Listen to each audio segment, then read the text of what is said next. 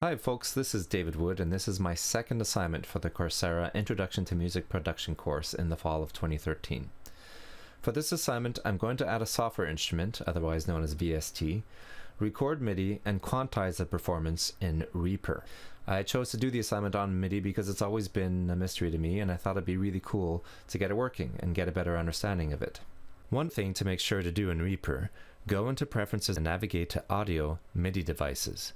Make sure your MIDI device input is enabled. By default, mine wasn't, so I lost a lot of time trying to figure out why I couldn't record MIDI when I first tried. At this point, I'm not using MIDI out, so I'll leave that part alone for now. Now let's create a click track. I want the tempo to be 130 beats per minute, so I'll set that first. Now I add the click track. Then I'll play it back to make sure it's all good.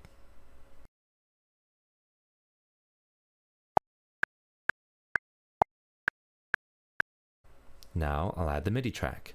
First, I right-click in the tracks list and select Insert New Track. Then I set the input source to Input MIDI, PreSonus Firebucks MIDI in, because that's the sound card I'm using, and Channel 1, because that's the default channel used by MIDI controllers and by my controller. Next, I'll turn Record Monitoring on so I can hear what I'm doing.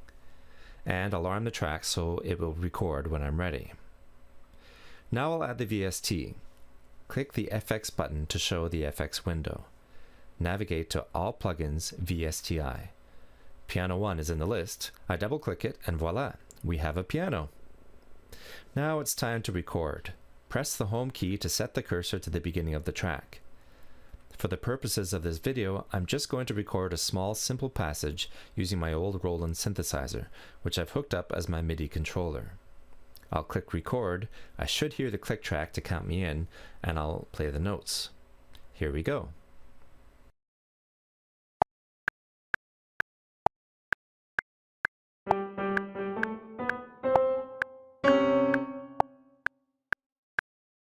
Sounds great, eh?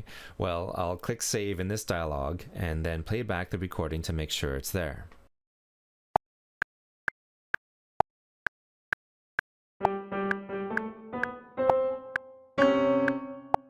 Yep, there it is, in all its glory. But there definitely is a bad note in there, and we'll use MIDI to fix it. Now, I'll disarm recording for the piano track because I don't think I'll be recording myself on it anymore. At this point, I'm just editing. I double-click the recording to open the MIDI editor. This looks like it might be the bad note here. I can hear it by clicking on it. Yep, that's it. So I'm just going to move it down to where it should be, right here, I think. I click it again, and yep, that sounds right.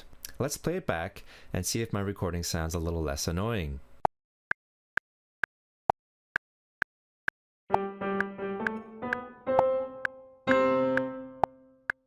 Cool, that's better.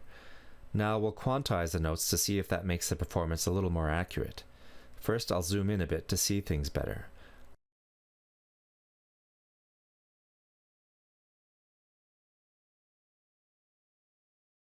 I'll right-click and drag around all the notes to select them, then click Edit Quantize. I'll just go with the default 100% and see what happens.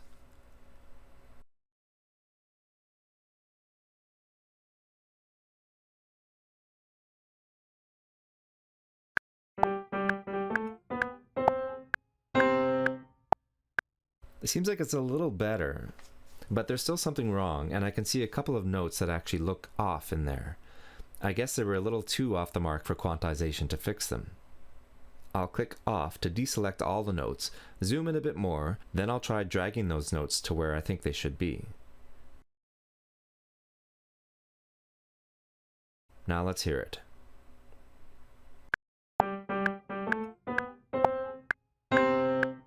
Not bad, and I think that's it for this video. So that's it. A couple of things I wanted to mention. I wanted to keep this video under 5 minutes, so I left some things out. I could have probably done more quantizing and changed the quantizer grid to see how that worked. Also, you should always name your tracks, but I didn't here because there were only 2, and of course I wanted to save time. Also, I eventually hope to improve the lighting conditions in here for videos, but for now I'm focusing on content. Overall, I'm happy I got MIDI working and was able to demonstrate it. Thanks for your feedback and thanks for watching.